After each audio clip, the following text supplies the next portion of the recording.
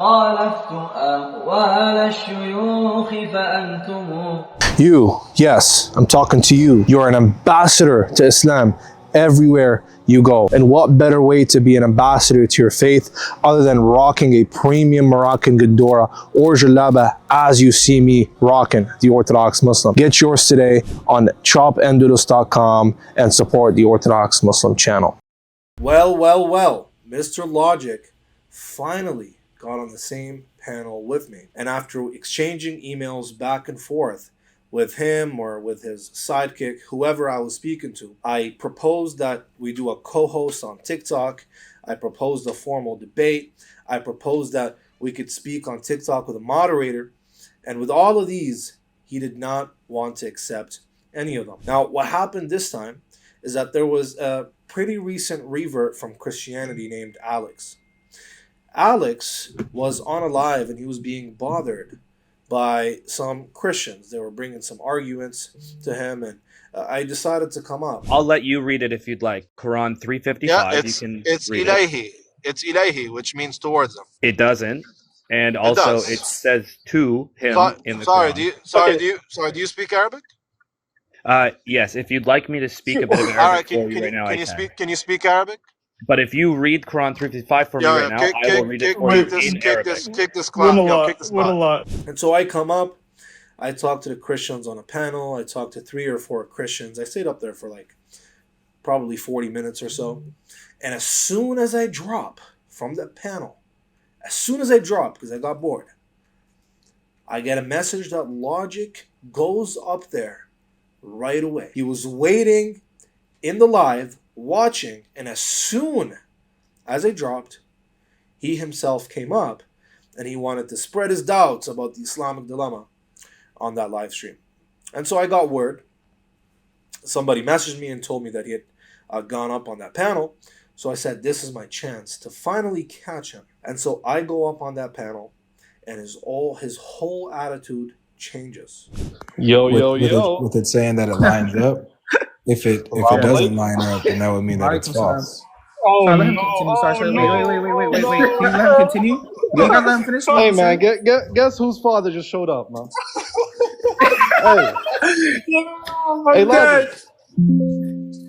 What do you want to talk about Islamic dilemma, man? He felt so uncomfortable in a way that I've never seen him get uncomfortable before. He was very monotone. He seemed very uncomfortable, to say the least. And so we, throw jabs at each other and so on. And I told him to just get to the conversation.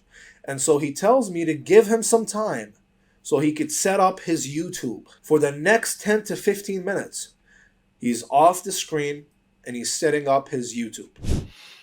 Just waiting on that. Let me do it this way until he gets here. Go solo screen. No problem. I understand. The guy has a channel. He has a career. He does this full time. It's time for him to shine. It's going down. The debate with the Orthodox Muslim on the Islamic dilemma. So he wants to put on his YouTube. No problem. I understand. I waited for him. I was generous enough to wait for him. He sets up his YouTube, and we get to the conversation. And it seems that he didn't know how to attack me with my pretty well-known position now that I do a general confirmation of the Torah and the Gospel. So it seems like he wasn't very familiar with my position, and he didn't know how to quite approach it.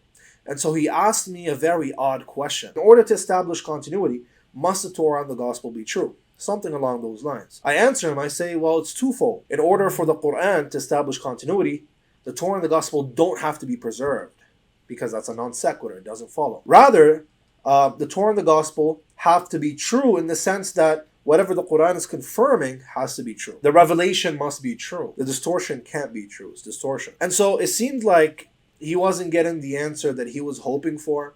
And so it made him very uncomfortable and he started panicking. And all of a sudden he goes to 1094, where, if you are in doubt in what we have revealed to you, go ask those who read the scriptures before you. And so he asked me about this. And I expected it. I know he's going to go there. I'm very familiar with this. And he knows this is not going to work on me. So he asks me, well, what was revealed to Muhammad? I'm like, yeah, the Quran, obviously. And then he asked me the question. And I want to answer him. And as soon as I start talking, he starts panicking and freaking out. He cannot control himself. And so I try once, twice, thrice, and I say, you know what? Give me my time and mute him. Let's do timed sections. So I get 2 minutes, he gets 2 minutes, or something like that. He really did not want to do that because he just wants to use rhetoric to try to get out of this uncomfortable position that he's in. And so, lo and behold, he says, you know what? Let's do co-host. Wait, hold on a second. Now you want to do co-host. In the emails, you rejected the co-host offer, but now you want to do the co-host. But all of a sudden, now he wants to do the co-host. For those of you who are not familiar with what that is, basically, on TikTok, there's a feature where you can go live, and somebody else can go live on their own platform, and then you can merge the live together. So I'll be live with my own audience, he'll be live with his own audience, and we'll be able to speak with one another while keeping our respective audiences separate. This way, I'm not going on his platform, he's not coming on my platform. And that's what I had offered him from the beginning. But anyways, I said, yes, let's do it. Let's do a co-host. But give me a second. Just wait for me. I'm going to go to my office, and this is my office. I'm here now. I'm going to go to the office, and I'm going to set up my YouTube as well so we can have a proper discussion. You set up your YouTube. I waited for you. Let me go to my office and set up my YouTube.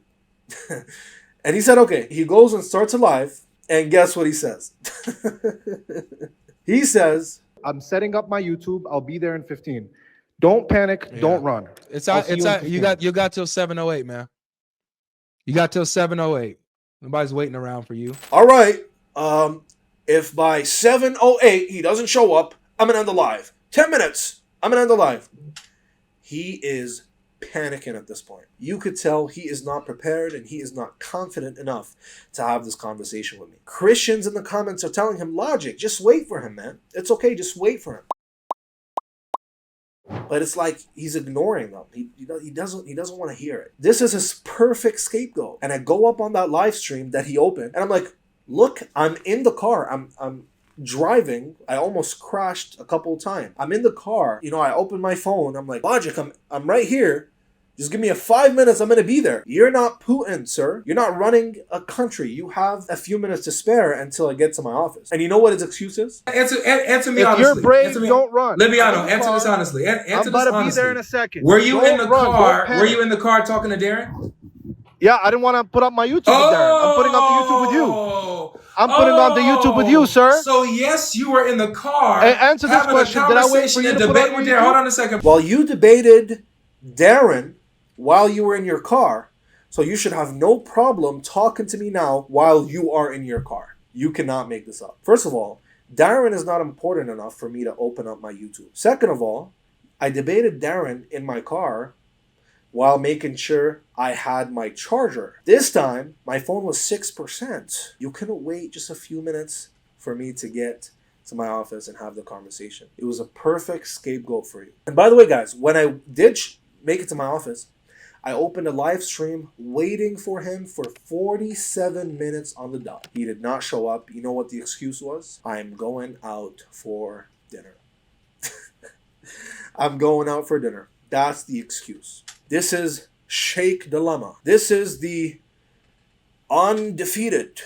Although he got baked the first time we spoke and we had a formal debate. You know, he asked me not to use letters and to break things down for him, dumb things down for him.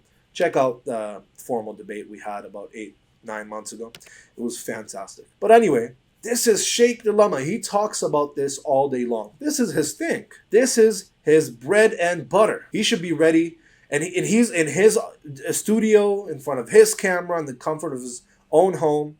And he could not wait a few more minutes to talk to me. I'm going to show on the screen all the Christians that were telling Logic, man, we can't defend you anymore.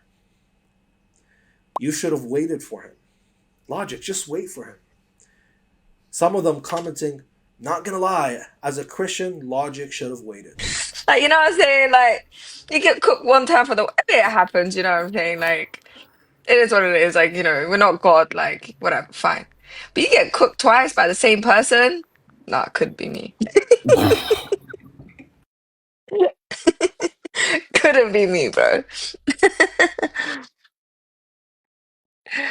He said, Gumbo, did Logic run? Yeah, of course he ran.